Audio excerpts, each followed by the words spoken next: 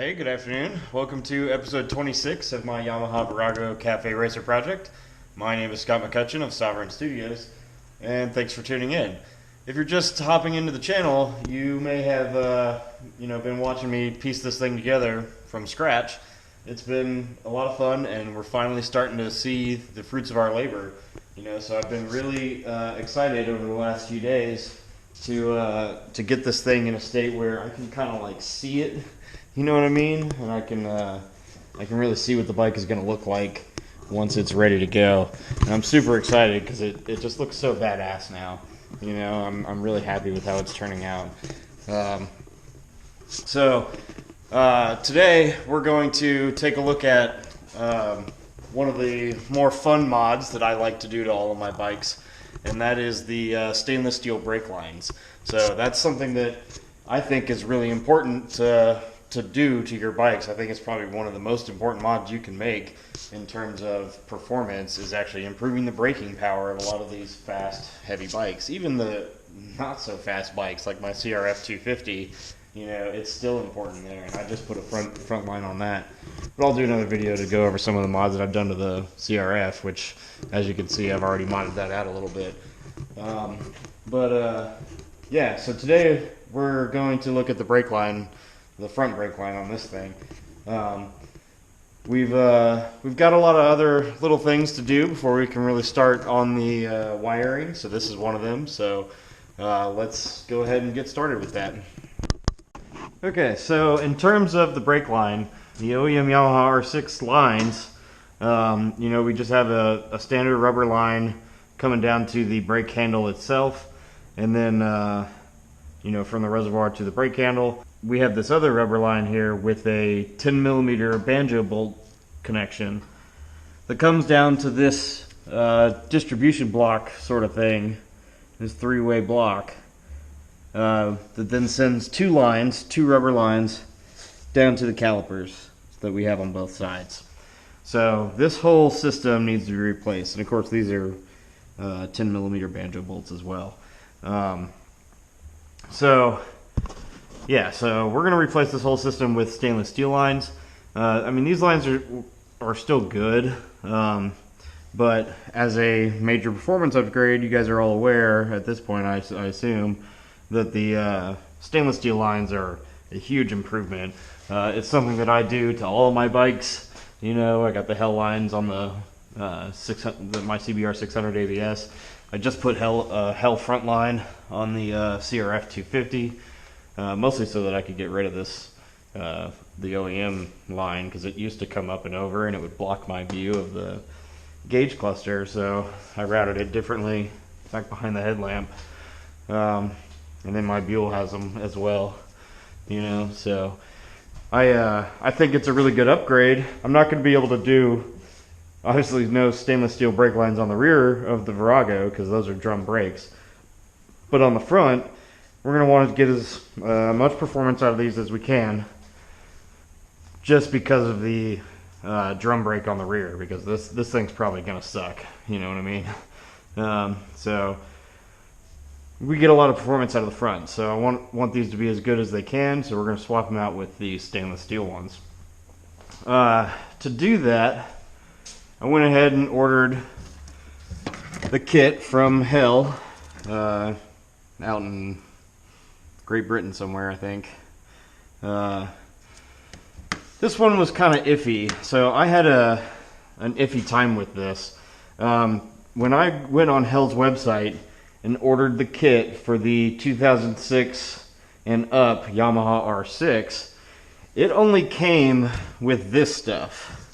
So these two lines and some bolts, that's all it came with. And when you look at the OEM line, of course, it's not the right thing. Like, where's the T block, the three-way T block, as well as the cable that goes up here? These were pretty close to the correct length, they're longer by a fair margin, but they're close, okay, so they're actually a lot longer, but they're close. You know, so I ordered incorrectly, which is most likely the case,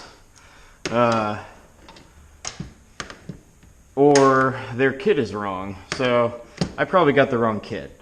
But you know, I must have ordered incorrectly. I don't have any other explanation for it.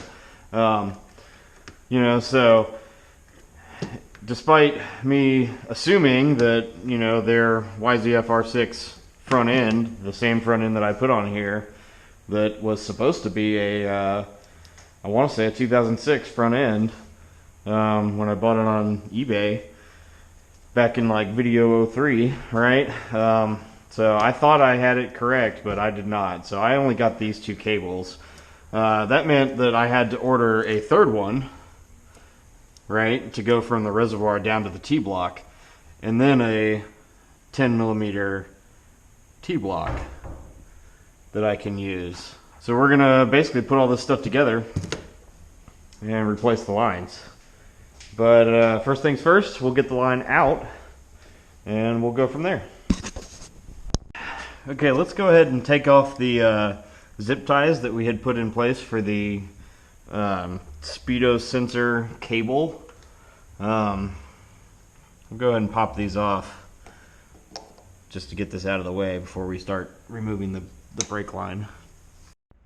And to make sure that we can just unravel it, just go ahead and unscrew the whole bracket like we had, and then just unravel it away from the brake line.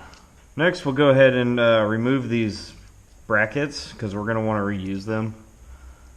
Note that you can peel off this rubber piece. It might be stuck on there pretty good, but you should be able to get it. And then you might be able to reuse these, you know, on the new stainless steel hose. If anything, just buy new ones because these are kind of janky at this point, but I'm going to reuse them because I did not. Now that I'm looking at that seal mate seems to have actually done the trick, because I've had this sitting for about a week since we did that job, and it's dry, unlike it was before we did it. So I'm pretty happy with how that seems to have worked out. So with all this stuff sort of buttoned up or cleaned up here, we can go ahead and pop this bolt out of here so we can remove the T-fitting. And then of course remember that we're gonna want to try and reuse this bolt.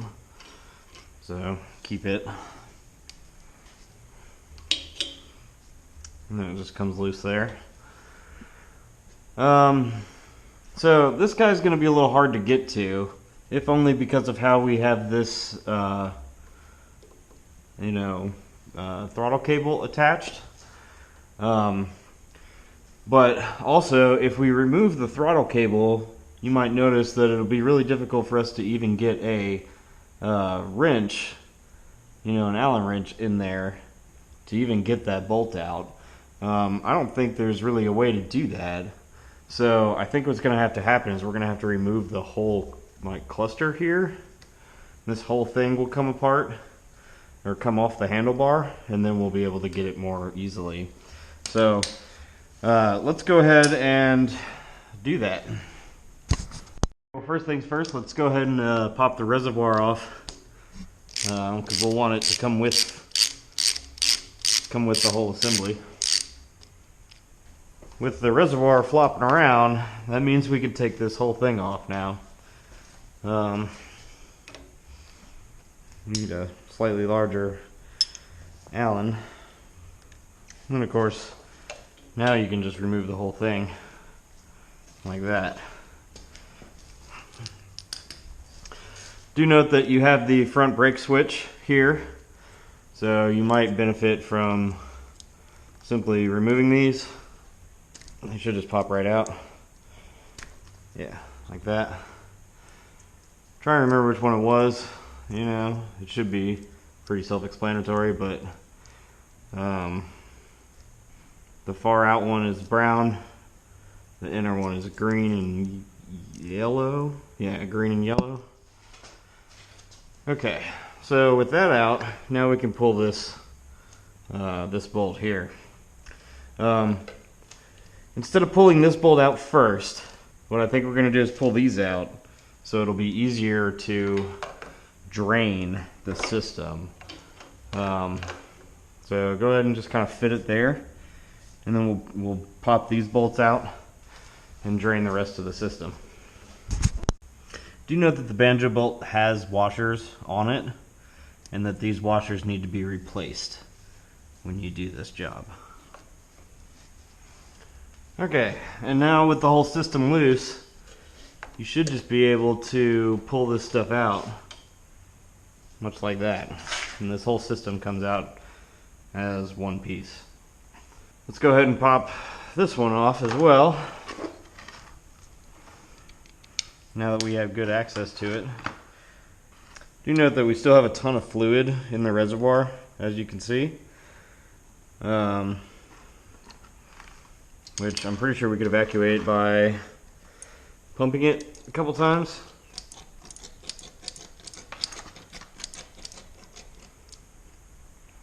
Maybe, maybe not, I don't know. It might just be easier to, you know, just drain it, unscrew the cap. You know, I'm really not sure why it has a bleed valve right there. That's interesting. Well, let's not worry about that for the time being. Leave the cap on. Let's just go ahead and pull the bolt out. Okay, and there's the lines. So when you look at the lines, you'll notice that this is how I guess HEL should have given me one. So obviously I misordered because, like, you know, it has this whole like fitted T. So I don't know if maybe HEL expects you to do what I'm about to do here, or if I misordered and got the wrong one that wasn't designed this way. I'm just gonna go ahead and assume that I got the wrong one. But either way, there's your brake lines, right? So let's go get the other ones.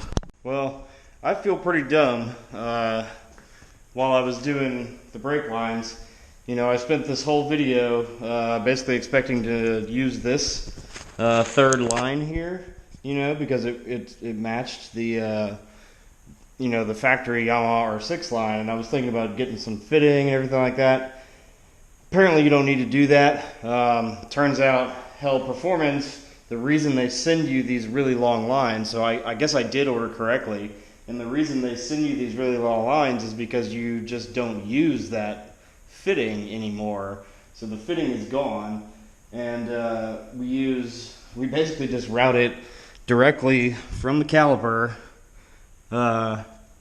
straight up into the double banjo bolt, right into the control, you know. So we basically just do this whole routing much cleaner this way. You'll notice that I bent these guys out a little bit. You know, so that they'll keep the brake line away from the tire as it rotates.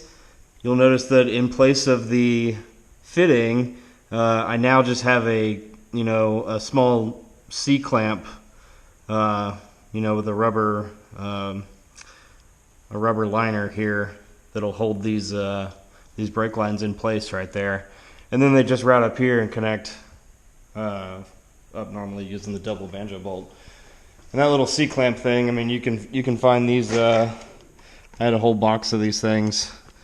You know, they're just these tiny little C-clamps here. I ended up using the 5/8 to make that clamp. That way it's a little loose. You know, it's not putting any tension on those things, but it's going to keep them in place real well.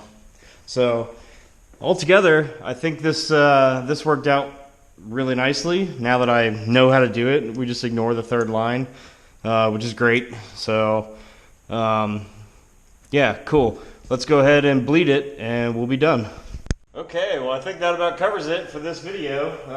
I am pretty happy with how that turned out. Even though I took a couple missteps to get there, the end result I think is pretty great. You know, that's a pretty clean install of those lines that I'm real happy with. So I think that's going to end up being a good deal. I'm not going to show you the bleeding process. There's enough videos on the internet of that. You know, just go find another bleed video and you'll pretty much be there. Okay, well, yeah, that about ends it for this video. If you enjoyed that, hit like, subscribe, maybe check out my game Ethereal Legends on Steam. Hope you guys are all safe during this crazy pandemic thing we got going on. But as for that, I think we're about ready to do the battery box. We're going to throw that together, get that installed, and man, we're so close. We're going to start doing wiring, and that's going to be really fun. So stay tuned.